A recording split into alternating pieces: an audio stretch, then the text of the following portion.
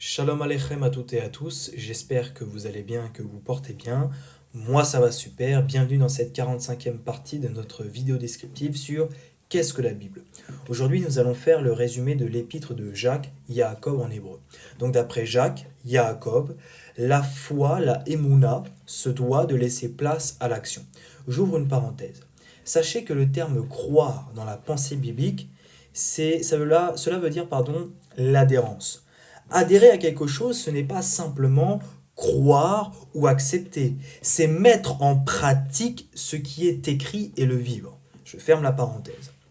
De plus, la foi seule ne suffit pas pour être sauvé. Car, comme vous le savez, les démons existent, ils croient qu'il n'y a qu'un seul Dieu et ils tremblent, et pourtant ils ne seront pas sauvés. Il faut donc, du coup, des actions ou des œuvres qui vont avec, car sans cela, personne ne verra le Seigneur. Quelle est donc la différence entre vous et un païen? Vous allez me dire, mais moi je crois en Dieu. Mais où est ta foi s'il n'y a pas les œuvres? Tu ne peux pas dire, je crois en un Dieu ou au Dieu de la Bible, mais je ne pratique pas. Cela n'a pas de sens. Donc ta foi est morte et personne ne verra le Seigneur à cause de cela.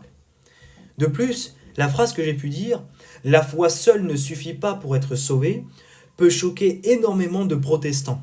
Car c'est la base, oui, c'est tout simplement la base de leur profession de foi. Seule la foi sauve. Sachez que le père du protestantisme, à savoir Martin Luther, qui était un profond antisémite et qui a inspiré Hitler, je vous invite à faire quelques recherches, notamment sur Internet et par des historiens, ou voire même lire des livres, eh bien, selon Luther, eh bien, l'épître de Jacques est une épître de paille. Pourquoi? Parce que l'épître de Jacques va à l'encontre de la doctrine protestante de Luther. Et oui, car Jacques explique simplement que pour être sauvé, il faut la foi en Yeshua qui nous justifie, ainsi que la sanctification, les œuvres. Et cette sanctification, qu'est-ce que c'est? Pour ne pas pécher. Alors, déjà, la question qu'il faut se poser, c'est qu'est-ce que le péché? Eh bien, selon 1 Jean 3,4, c'est le péché, c'est la transgression de la loi, de l'enseignement, de la Torah. Et quand nous lisons Ézéchiel 36, eh bien, nous voyons que l'Éternel prophétise le fait qu'il va nous donner son Esprit Saint afin de pratiquer ses lois, ses ordonnances et ses commandements, qui ne sont rien d'autre que ceux de la Torah.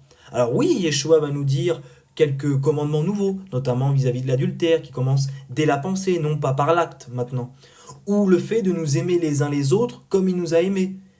Voilà.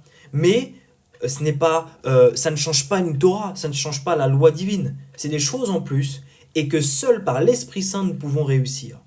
Alors, je le répète, la foi seule ne suffit pas pour être sauvé. Il faut la foi et les œuvres. Attention cependant de ne pas tomber dans l'extrême inverse, dire que il n'y a que les œuvres qui sauvent, c'est faux. Il faut la foi en Yeshua, ainsi que la mise en pratique des commandements de la Torah, à savoir la sanctification pour être sauvé.